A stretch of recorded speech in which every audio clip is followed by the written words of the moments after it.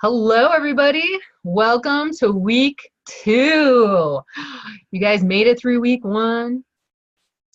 Fun week to get started. Now you have that base. You know where you're going to be. And now this week, we get to talk about ethics and the laws and regulations around building your concept, creating that business. It's a fun week for this. But first off, before we start, Chef Jonathan, how is everything looking on the assignments? Awesome. In general, I really loved what I saw. You guys had the specific numbers. You had some great starts to your mission statements. I loved all the different marketable features you guys thought of. For the most part, I didn't really see just theme or menu style. I saw your creativity and ideas coming out, which was really cool to see. I will say mission statement is a really tough thing to get down. It's not easy to write a mission statement, and like I said, this was just a rough draft, so you're going to want to keep thinking about that. Even if you've got a really great start, keep turning it over in your mind as you go forward, all the way up until you're ready to really get this business up and running, because you want that to be worded exactly right, because it is such a central piece of your business.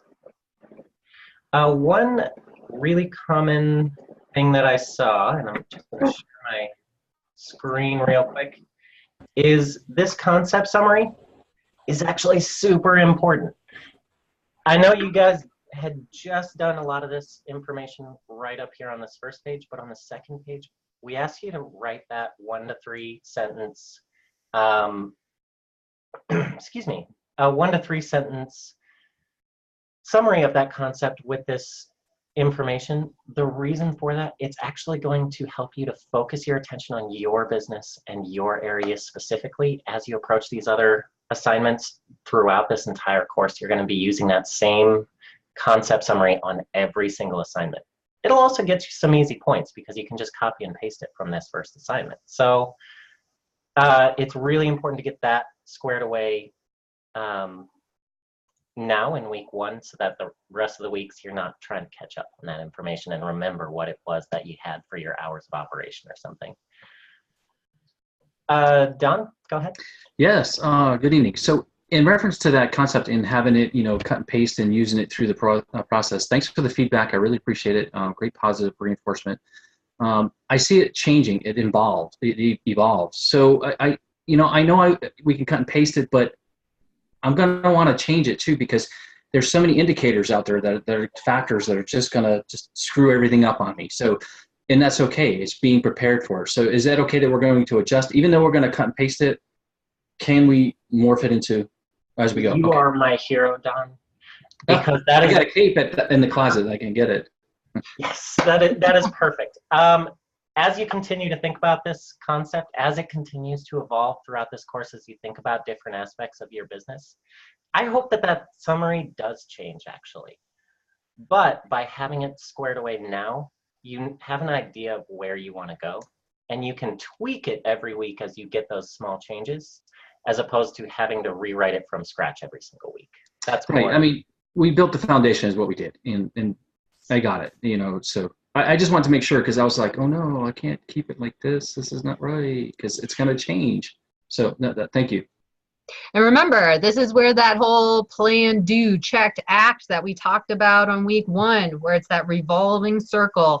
It's always going to be changing. You're going to make adjustments to make it better. So that's, as long as you have those key aspects that we gave for that concept summary, your location, because all of that helps us. It helps, especially when looking at your assignments, to make certain that you are doing things like for week 2 assignment, you need to know your labor laws, what minimum wage is. Did you get the right minimum wage? Knowing your location helps us determine if you actually got the right minimum wage, those kind of things. And we get to now talk about week 2. Are you guys excited? Love week 2.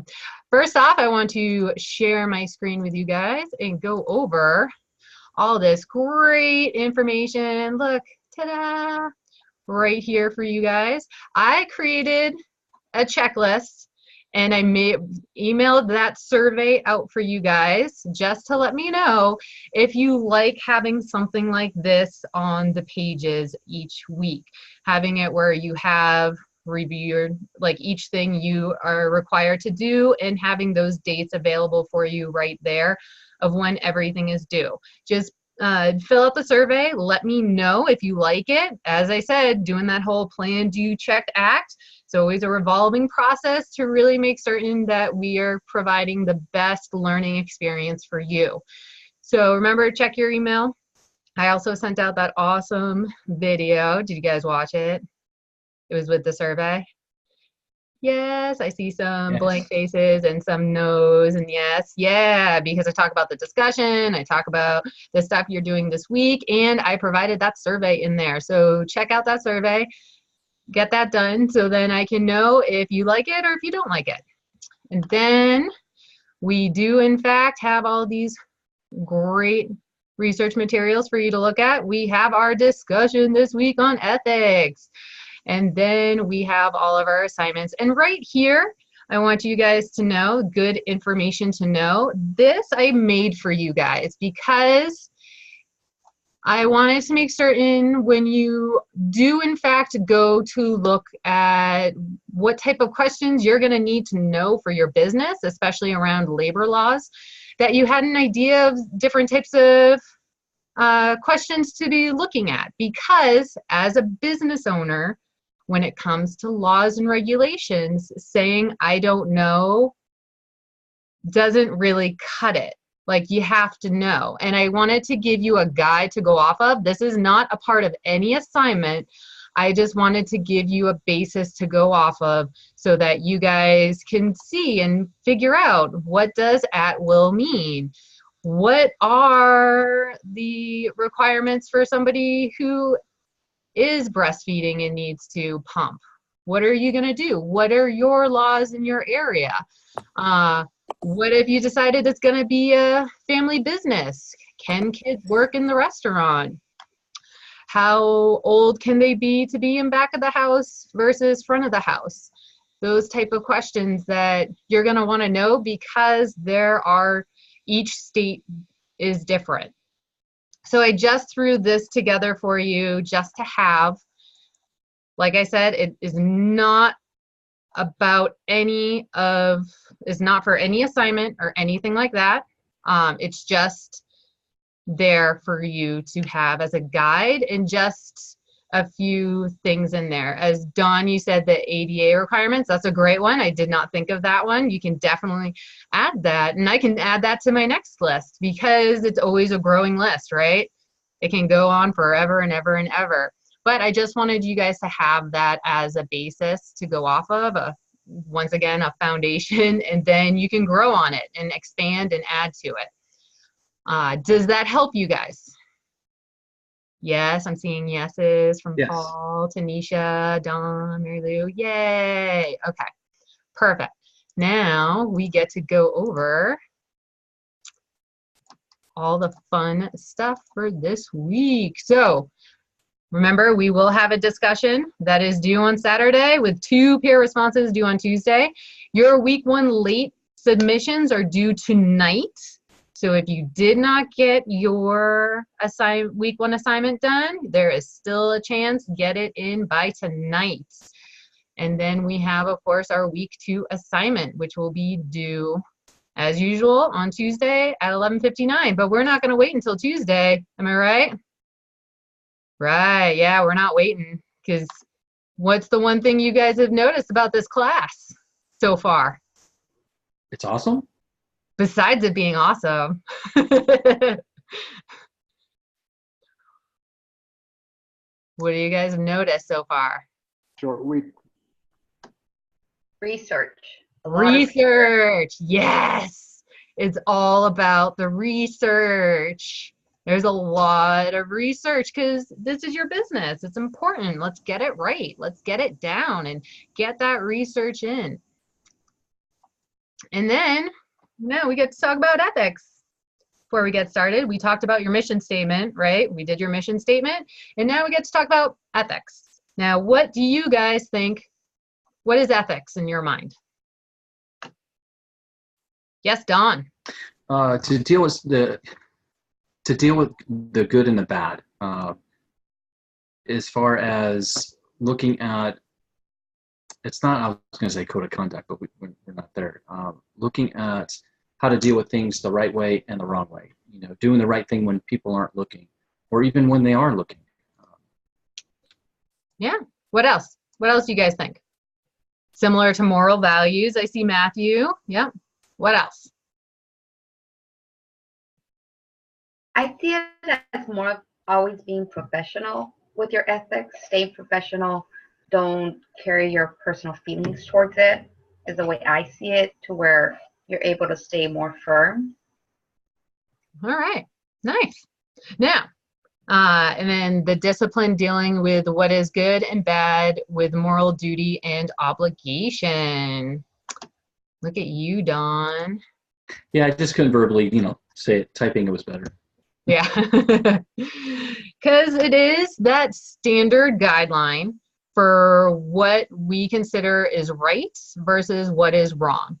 And I love food and I love this topic because we have been at that ethical debates from the beginning. Am I right? Is that cucumber just a cucumber, or is it a cucumber that was made with GMOs picked by ill-paid illegal immigrant workers? You can put a whole, you can have an entire semester's worth of discussion about this area. But it's a good way to look and just have that context of what you think are your ethics. What is important to you? What is important to your business? Do you want to have that organic farm to table feel, or do you not care that that was just that cucumber and you're going to use whatever it was because you want to provide, cheaper fast food style service for your customers? Now, I'm not saying anything is right or wrong, but it's what is right and what's going to work for your concept. Because remember, once you say, I'm going to be 100% farm to table, that means you need to be 100% farm to table, right? And now, do you really think I can create a 100% farm to table? No, I don't have a salt mine. I certainly do not know how to make my own olive oil. And there are no olive trees around my area. Those are things that people don't think about. Can I make my own paper products? No, I cannot. Those are items that you need to consider when you're looking at using such a bold statement as 100%, So that being said, that would mean I wouldn't be able to use salt. I wouldn't be able to use vanilla because I don't live in Madagascar, or any of those kind of things. And those are often things people don't think about. But you need to, in order to make certain that you stick with your plan, what you want your concept to be about. And to help that, you can create your own core values. Oh, hold on, let me go back. Hit the wrong button. Your core values. That's the belief of and understanding of what you are going to have your company be like. What are you going to stand for? And once you have that, then you can make your culture of your organization grow. And that culture is that shared attitude, those values, those beliefs, those customs, those unwritten rules that are developed over time within your organization, and have it be what it, make it what you want it to be.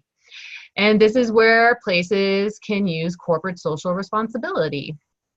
How many people have heard of corporate social responsibility? Big fancy word. So do not worry. So your corporate social responsibility, this is what you are going to do to make your community a better place. So are you going to do nonprofit work and volunteer at United Way? Are you going to try to make your establishment be sustainable? Are you going to put solar panels on top of your restaurant? Are you going to try to make certain that you reduce the amount of waste in your place? Remember, when you guys have already had cost controls, right? You don't want to waste products.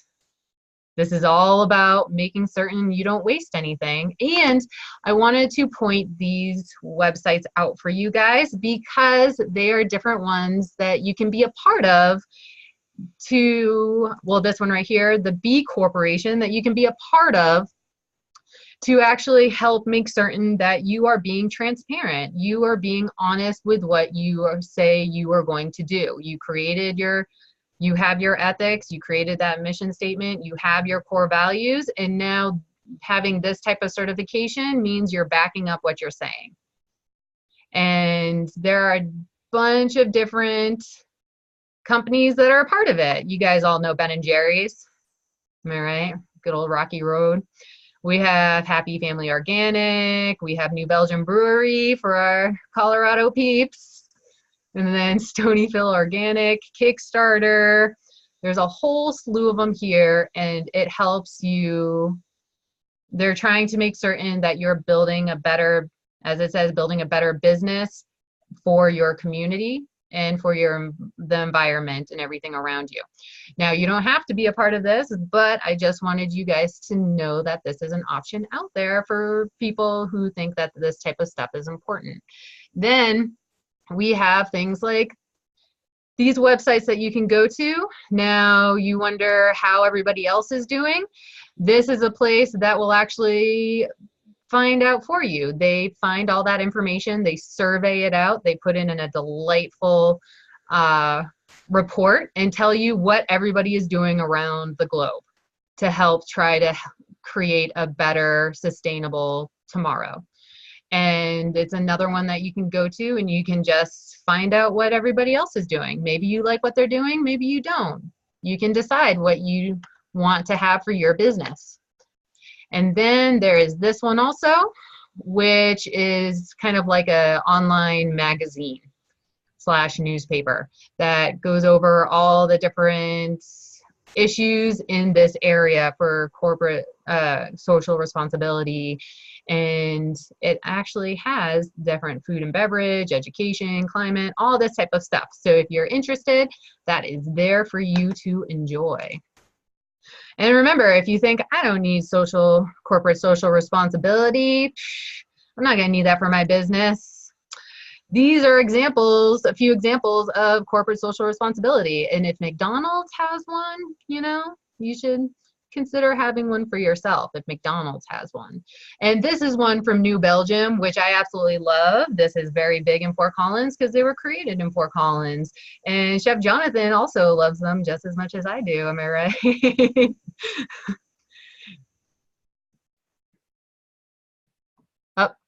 Oh, did you? Okay, there you go. I love New Belgium Brewing. They're very public with these commitments that they're making to corporate social responsibility. They do things like a bike parade, which is so cool, called Tour de Fête. And it's just everybody dressing up in the wackiest thing they can think of, and then riding their bike through town. And it shows how easy it is to commute by bike all around town, all around Fort Collins.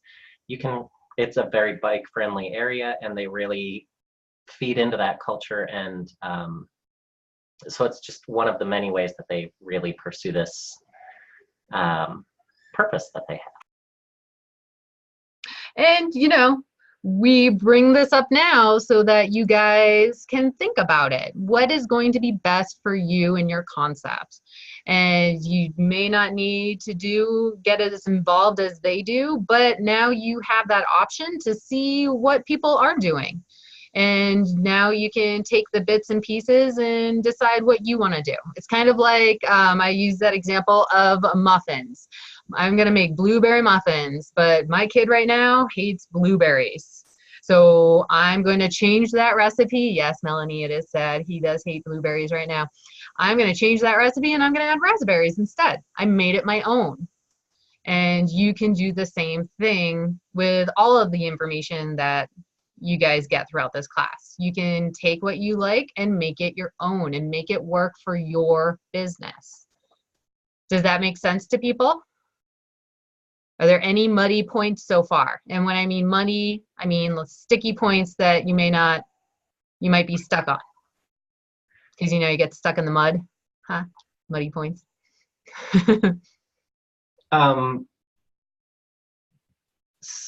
Ashley is saying she's kind of flustered. Can you be a little more specific about what your question is? It's not really a question. I just think I need to do some kind of one-on-one. I'm kind of confused, I think. I know my mom told me just go into that imaginary world and try to find an imaginary concept in which you want it to be, but I'm trying.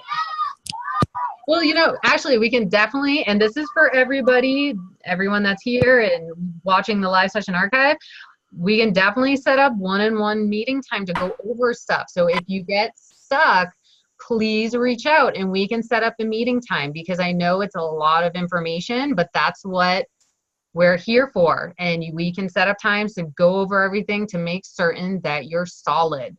So definitely reach out. We can go over everything and make sure that you are on a good path that's going to work for you. Does that sound good? You guys are going to do that? Yeah? Yes? Okay. Now, do you guys think being ethical means you are being lawful?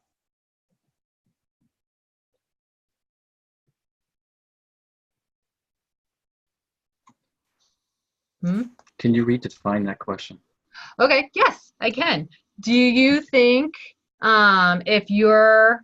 does having ethics means that you are following the law fully? No. Is it the same thing? No. Not necessarily. Exactly, right? Because for your ServSafe, your health department, they do not care that cucumber was made with GMOs. They just care about whether or not you're cooking it correctly and not making people sick, right? So that's where we have to go over the laws and regulations in your area. And I absolutely love this type of stuff because I love doing this kind of research. Because remember, it's not just federal law, right? Federal law is there. They created that minimum of what you could do. And then maybe your state decided, well, I don't want to do the bare minimum. We're going to go above and beyond. So now you have your state that you have to follow. It's kind of like for your minimum wage. Minimum wage, what is minimum wage now for, I'm completely blanking. Is it It's $8.50 for Texas.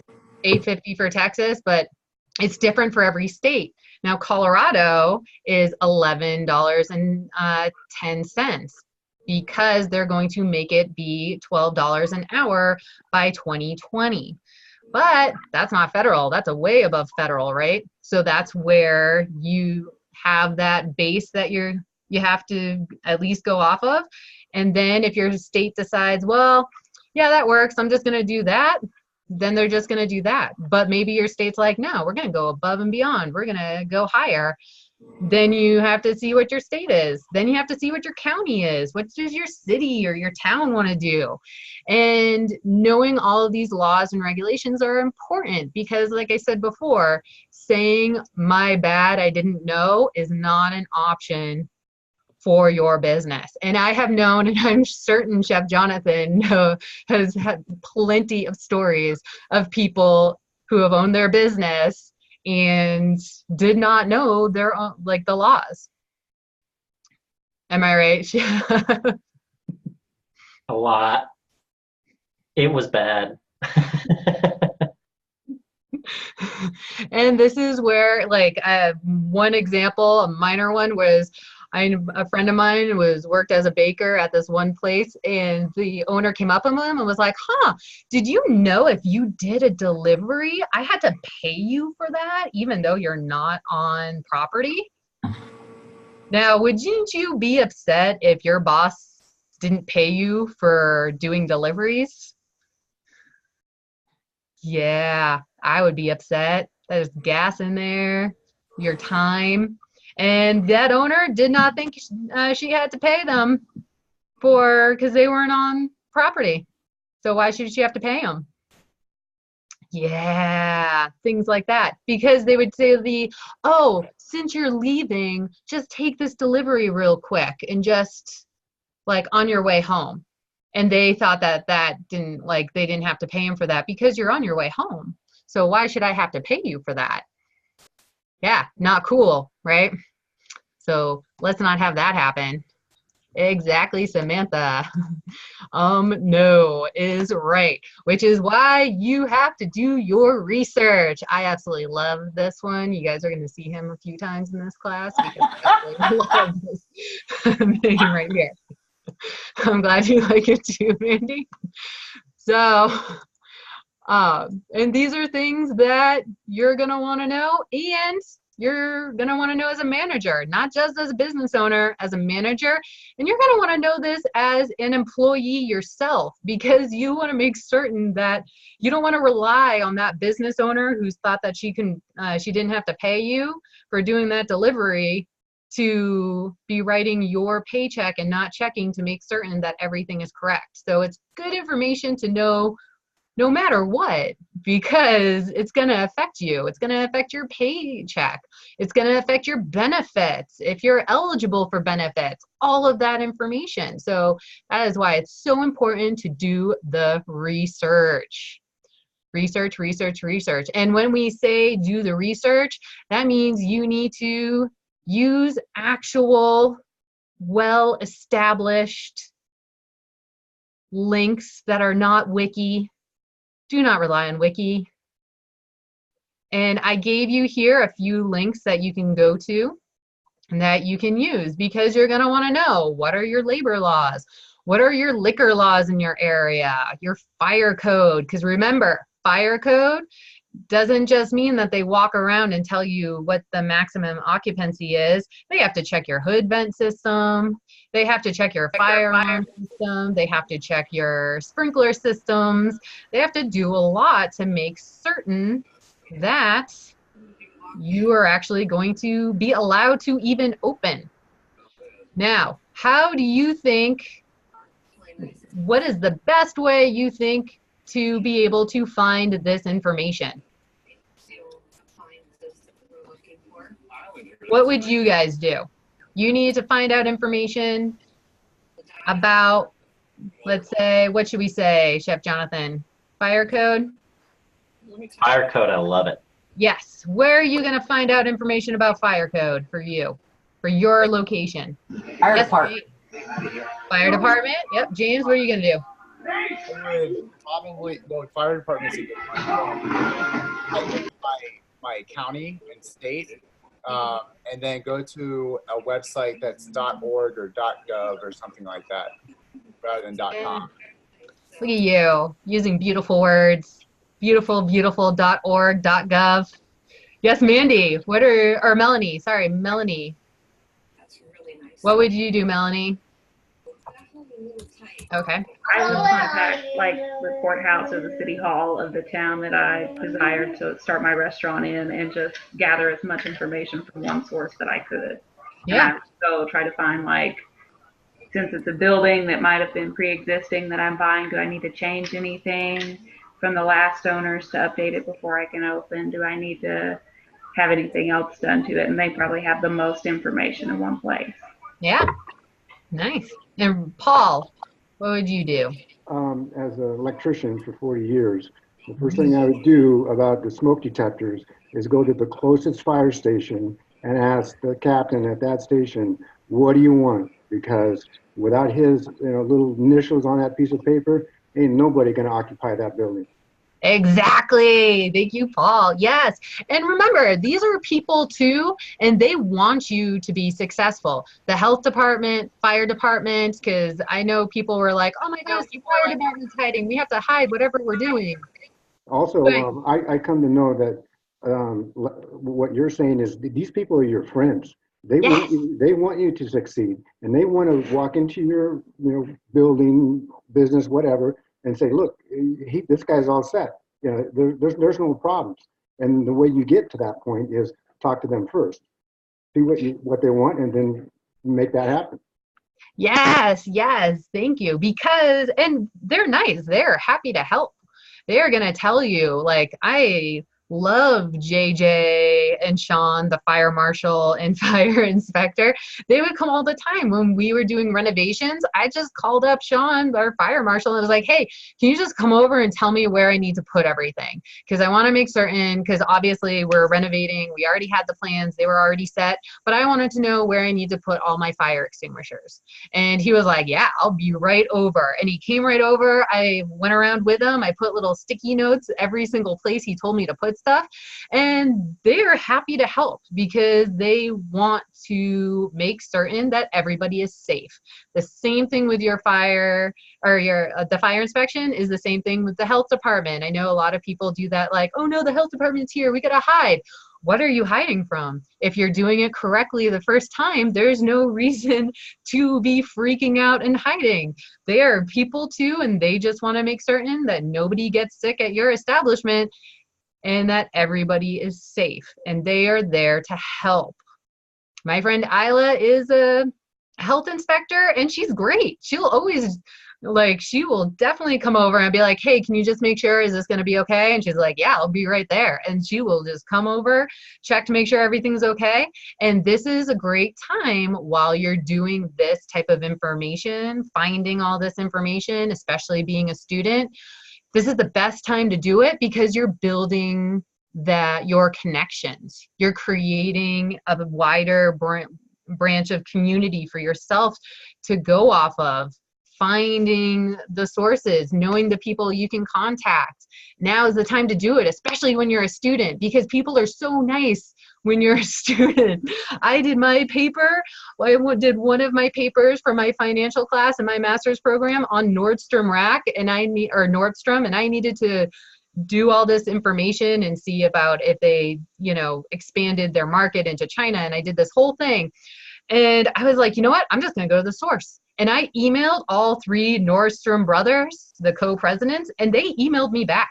They were happy to help. They were like, yeah, here are all the questions and everything.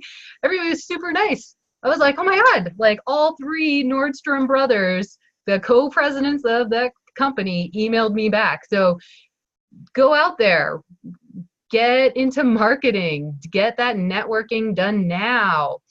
Don, what is your question? Yes. So just to caveat what Paul was saying, that these people being your friends, and to top up what you were saying in reference to the health inspection, being OSHA certified, we used to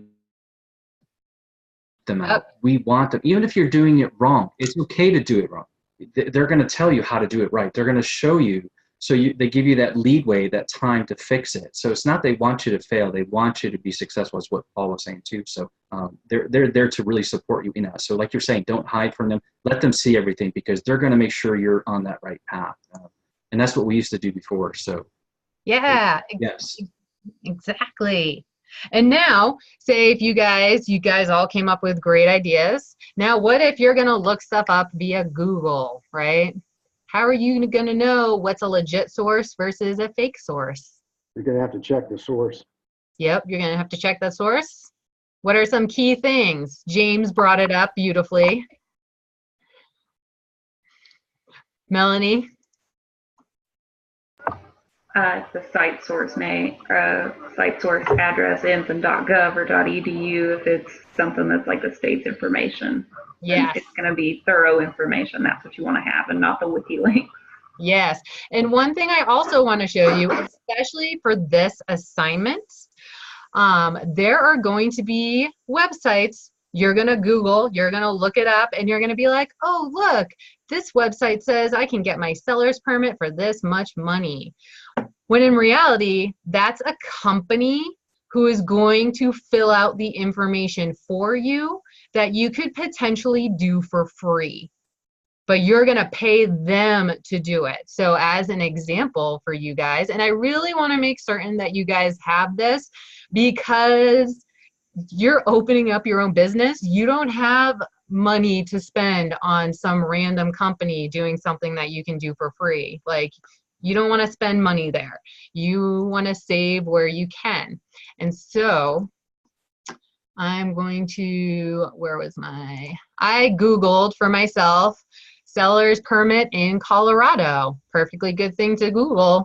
And then you get all this great thing. See, look, ooh, colorado.gov, that's a good one to click on. And then I get to this right here. You see this little bad boy right here? You're like, oh, that looks legit, right? Kind of looks legit. Yeah. You click on it, and this is a company that is now going to tell you, you can get it now. It's going to cost you this much money. And this is one of those companies that is going to charge you. This one specifically charges $69.95 for something you can do for free. So don't get sucked into these ones. You will notice this also for your fire inspections. When you're looking for fire inspections, there are companies that will set up those, like get all those systems in place, but it's not the fire department. You still have to go to the fire department to get their approval. So be careful when you're looking at these. Another one I did want to also show you is this guy right here. I'm showing this to you now because you would think, oh no, he's a blog, but this is one of the very few ones, and I'm gonna say very few, am I right, Chef Jonathan? That I have looked at, and he is legit, because this lady and another guy, they do it together. They write blogs, they have it for every single state, and they give you all of the information. They will even give you the applications for your seller's permit. So it gives you all the legit information, and because these are laws and regulations, it can be tricky to understand all of this aspect, and they do a really nice job of breaking it down for you. So they say, who needs sales tax permit? How do you register? They tell you you can apply online, and they give you the links so you can apply online. Or they'll actually give you the application. Yes, Chef Jonathan. With that link, can you just click on that tab again? Yeah, here, let me go back to it. Notice that the link takes you to a .gov. Yes. That's a really good indication that this is a good source of information. Yes. They're citing their sources, and their sources are reliable. It's and the people who came up with this stuff. Yes, and they're not charging you to actually do this. And then they will tell you how much it's going to cost. So for Colorado, it costs $16 to apply, but there's also a $50 deposit. They will break it down for you, and it's a great way to find that information. But remember, this one is legit because it brings you to those government websites. So be careful when you're looking at this. But if you do your research for your assignment, remember, and especially for seller's permit, if you see the tax jar, that one's a good one to use as a guide. Does that make sense for people? Yes. Yes. Yes. And then Samantha, you said, what if you don't plan to open your own place? Well, what type of concept are you doing?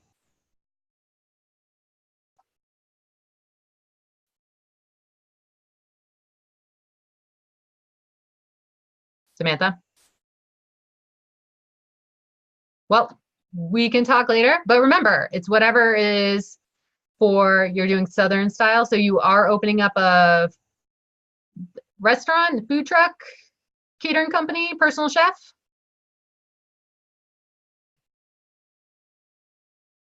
She made up a concept that she doesn't actually intend to open for the purposes of this course. Oh, but this is still this assignment this is the information that's requested for the assignment. And you're gonna wanna know this for when you are ready to open up a place. Maybe you decide later on that you wanna open up your own place. Like my son is 5 years old. We decided to shift from the B&B, and I started teaching because I wanted to spend more time with my kid. But when he's older and a teenager and doesn't think I'm cool anymore, I'm going to probably open up another business. And now I know where I can go to find that information. So that's why it's great. And Chef Jonathan, what were you going to say?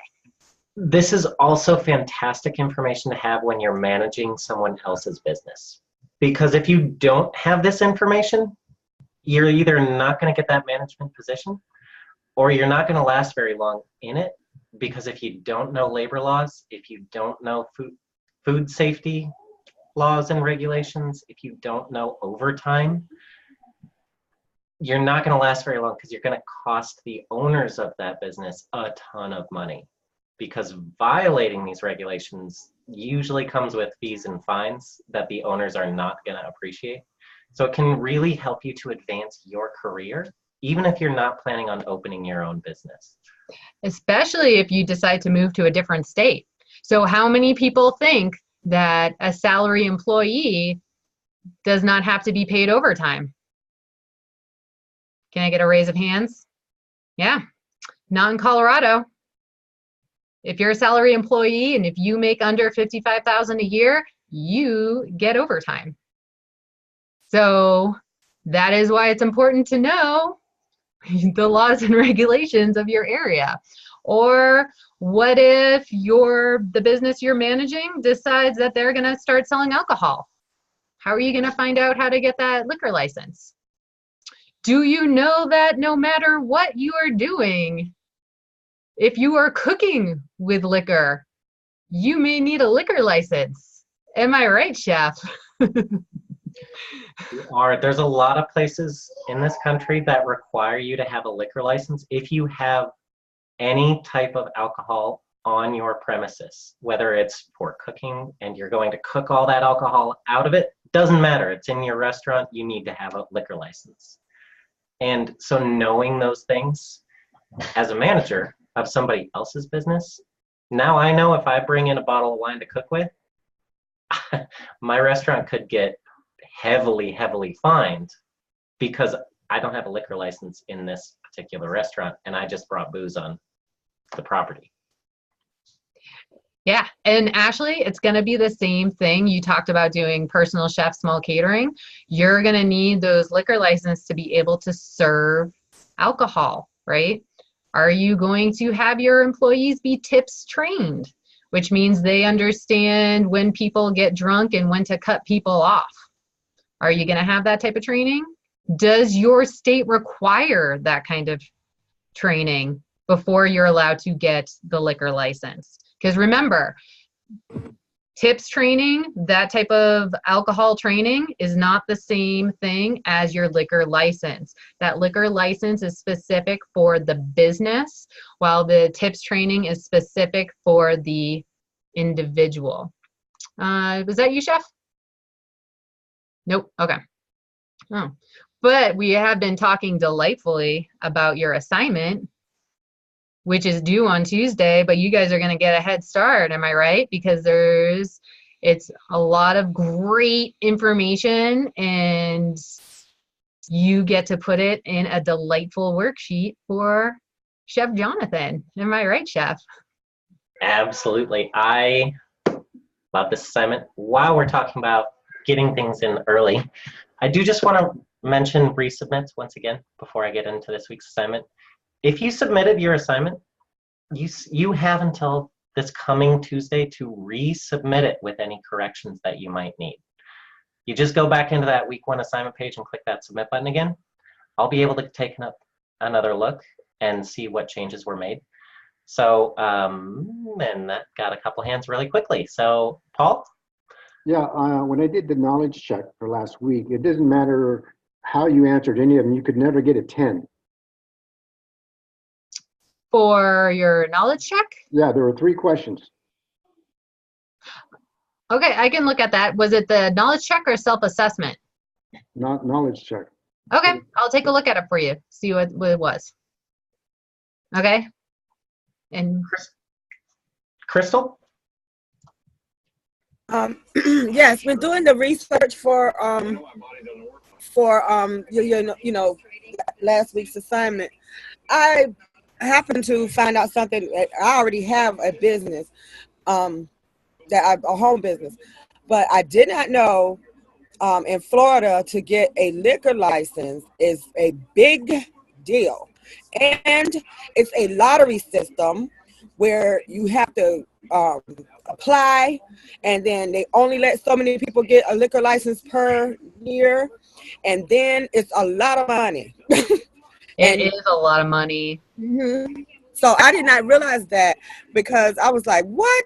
And then you can get like liquor license for events. Like if you're doing a festival and you're going to have beer, you have to go through a whole big rigmarole for that. And I was like, what? A lottery system to get a liquor license and then pay like $15,000? Yeah, no, it's a lot of money, and it varies for each state. So that's where it's important to figure out what the liquor license is going to cost for your state. And then also another quick thing too, going back to, was it Ashley who's doing the personal chef small catering? Remember, you may think, I don't need for those who like doing caterings, whatever kitchen you're catering out of, that commercial kitchen still has a hood vent. You have to get that hood vent checked out. If you're doing caterings, then there's a tent. The fire department actually has to go out and check your tent and give you permission to have it up, because they want to make certain there's fire extinguishers, the exits are clearly labeled, and they will go through and put that permit on there. If you don't have that permit from the fire department and you have a tent going up for a wedding, then you will get in trouble. So those are things that you need to think about when you are going through this process.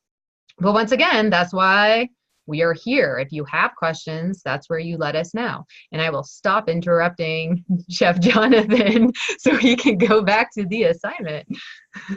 All right, for real this time, I'm going to share my screen and get to that assignment. So this week we have a template. Once again, you'll download this template, and the first thing I want you to do, as we talked about at the beginning of the live session tonight, is get your concept summary up here. And remember, I need to know where you are so that I can see that you're looking at your specific area's laws and regulations. So things in Nebraska are not the same as things in Colorado, Iowa, Florida. Wherever you are is going to make a big difference here. So I really do need to know what kind of operation you are. A food truck is going to have some different requirements from the fire inspection than a catering company, than a private chef business, than a restaurant. Most of those are going to need a commissary kitchen. So that part's going to be very similar, but food trucks typically need to be inspected as well, the actual truck. So really important to let me know that information that we put into that concept summary in week 1.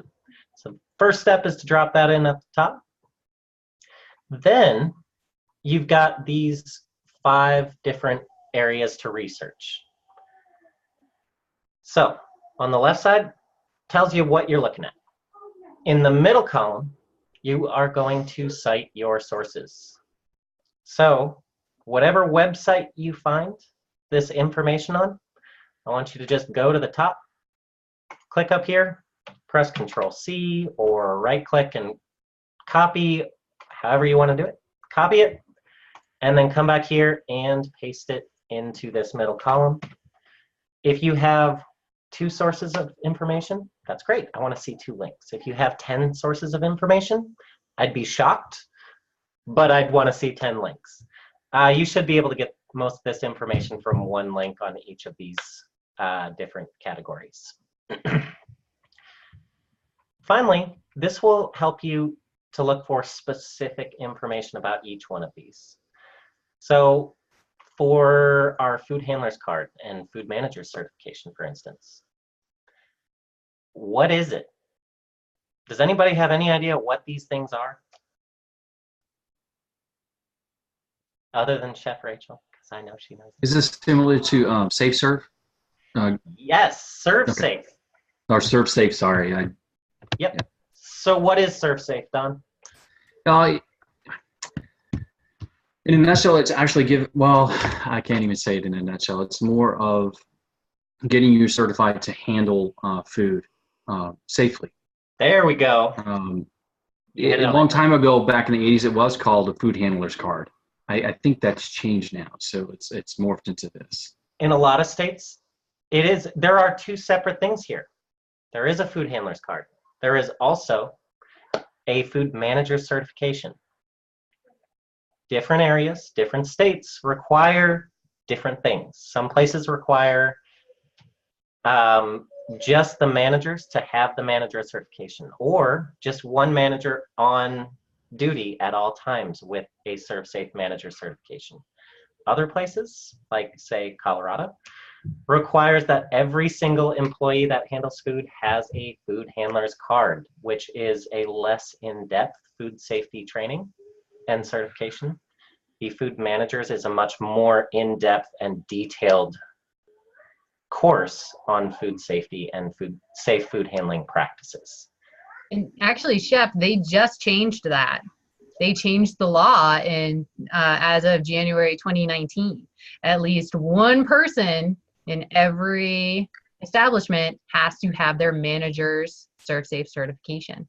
So as it shows, it changes. Chef Jonathan knew what the old law was because he used to live here, but then laws and regulations change. This is a great way to figure out where the laws and regulations have changed. Because many people, like some of my dearest friends who own restaurants, I'm like, oh yeah, so what about that new like ServSafe law? Are you all set? Are you certified? And they're like, what are you talking about? And I'm like, you don't know? Like, you need to do this, like right now. Like, so things to consider, right, Chef? Absolutely. And I did misspeak. I actually was aware of that change because we might have talked about this once or twice. But but yeah, they are constantly changing. So you want to keep updating your information and keep looking at what direction things are going in. So what it is, quite simply, this is a food safety course. This is a certification that says that you have the knowledge and the skills required to safely serve food. How to get it and who in your concept needs it? Well, this is going to change state to state. There are some places that do not accept ServSafe. They want you to go to the health department and get certified directly through them. Most places in this country will accept ServSafe or statefoodhandlers.com, or there's a lot of different sources of food handlers cards, less sources of the manager certification, but you want to make sure that they are accredited and look into not accredited. What word am I thinking of, Chef Rachel? Nationally recognized certification. Yeah. So like I said, ServSafe is a good one, but there are many others out there. Then you're going to have a fee. So how much does that class cost? Well, there are two things here. So if my state requires me to have food handlers cards and food manager certifications in my business, I'm going to have two different fees. Food handlers cards, usually about 10 bucks. Food manager certifications, usually about 120. There's a big difference, and I want to be able to plan for that when I'm creating my business. And then finally, you're going to provide a link to the course where you can get certified for these things. So remember, this should be information relevant to your area with your local laws and regulations in mind. So that would be the food handler's card.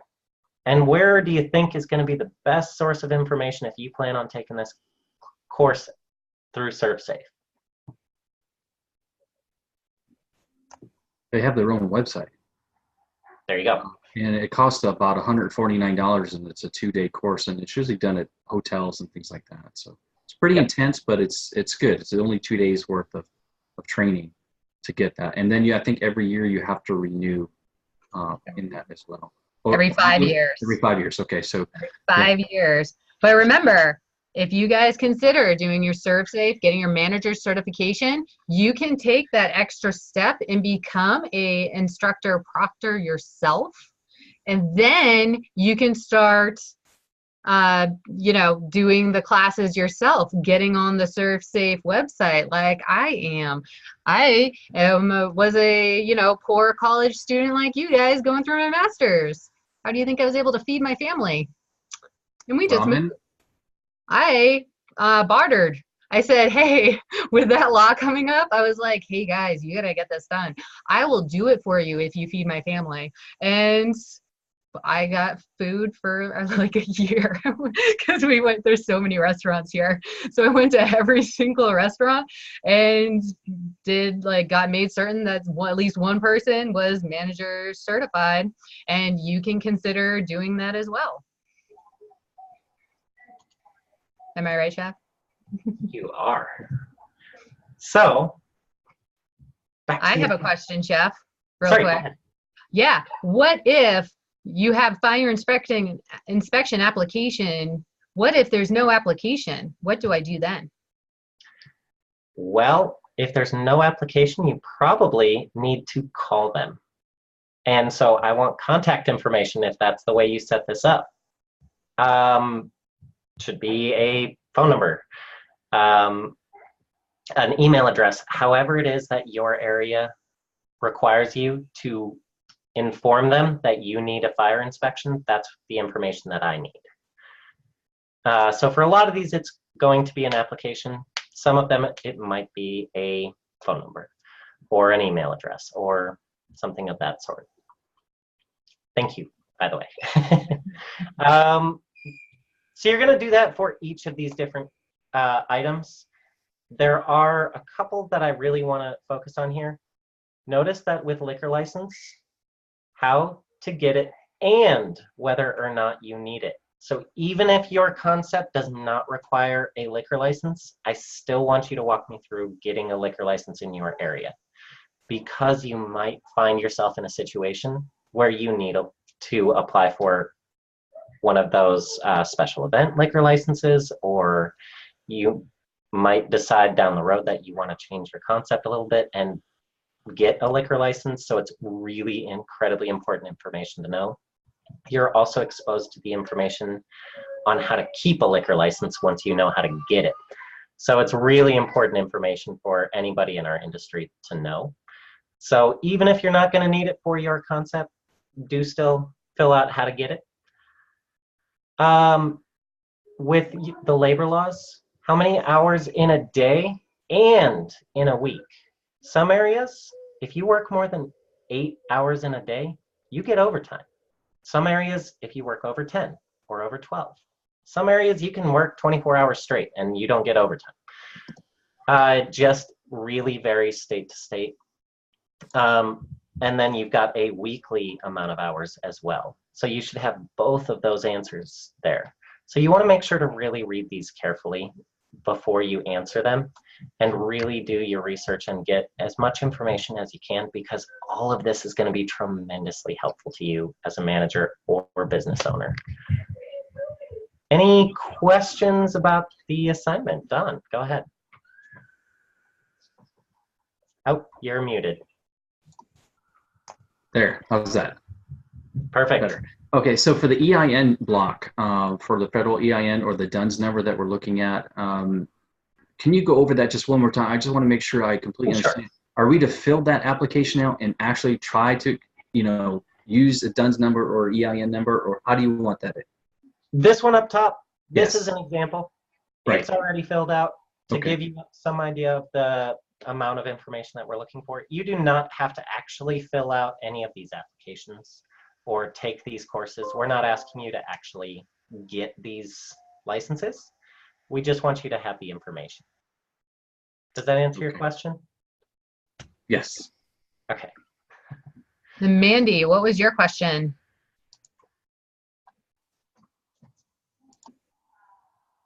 Sorry, I hit a button. I don't know what I just did. No, I live in a rural area. I live in an incorporated town in a rural county. I'm pretty sure I'm not going to have a whole county oversight. It's going to be more state. I I'm not real sure what, I guess what I'm trying to say is if my assignment is 4 pages long, are you gonna count off for that? Because I mean, I know there's gonna be state links because Texas regulates everything. It's what we do. But if I don't have the county, is that going to be a big deal? Or, I mean, it's just not there. Do I just need to make a note, or do I need to put the state and the county? Because like, my town's unincorporated. So I'm not real sure there's going to be a whole lot of oversight in that department. I would be as local as you can be. If your town does not have oversight, then your county does, just go with the county. You don't need to get 10 different steps for this assignment. It will be tremendously helpful to you to have 10 different steps when you go to open your business. You're gonna need to know every single level of regulation. But for this assignment, I just want you to get as local as you can, as relevant to your business as you can. Okay, I'll just make a note of the other stuff just in case. And then one thing I also want to point out to you guys, this right here is not a liquor license. This is a bartending license. Learn to serve is for bartenders to be able to serve drinks. So if you see that it's only going to cost you $12 for your liquor license, it's probably a bartender's license you're looking for, and it's the same thing as getting like a food handler's card or your Serve Safe certification. It's not for the business, it's for the individual, and you want it for the business. Am I right, If you're a licensed bartender and an unlicensed liquor joint, you're still gonna get dinged. Yeah, exactly.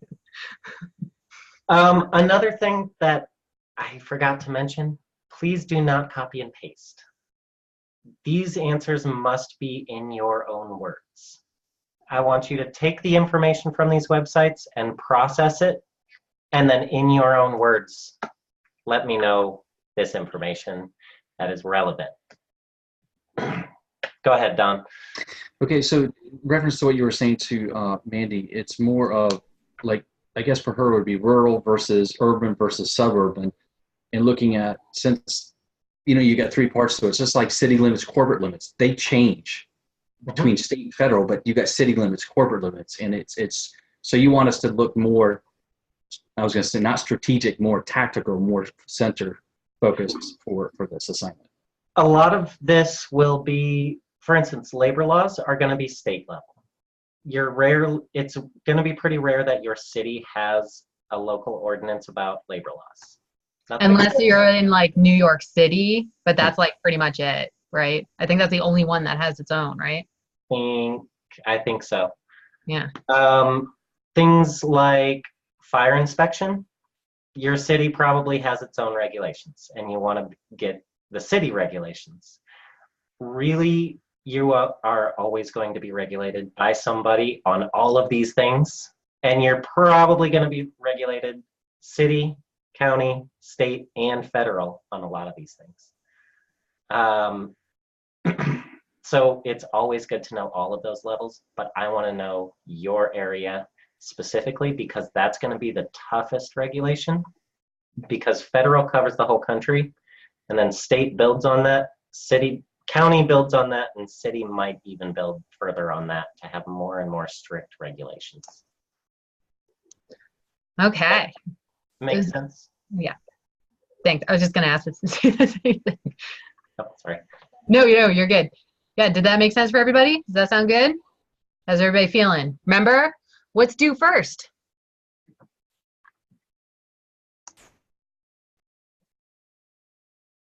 Remember what's due first? Discussion. Yes. Your discussion is due first. It is due on Saturday, along with those delightful knowledge checks that are worth points.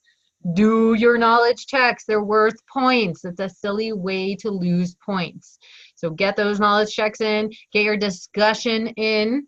Check out that video I made for you guys that I sent out yesterday. Check out that survey. Let me know your thoughts. If you like the checklist, we will do it again. If you don't, I will scrap it and we will do something else. So, but I need to hear your opinion. Your opinion matters, and it's only 3 questions. That's it.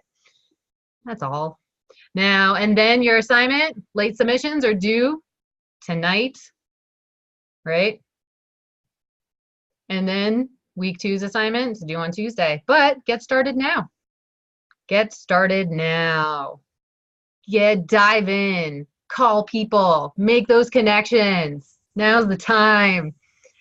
You'll love it. And once you get used to it, remember, you're going to have to do this for your business. You're going to be making connections and networking all the time for your business. So start now, because then they're going to be like, oh, yeah, I totally remembered when you did that assignment. That's so great. You're going to open up your own place. Oh, yeah, I can totally help you. You know, like start that up now.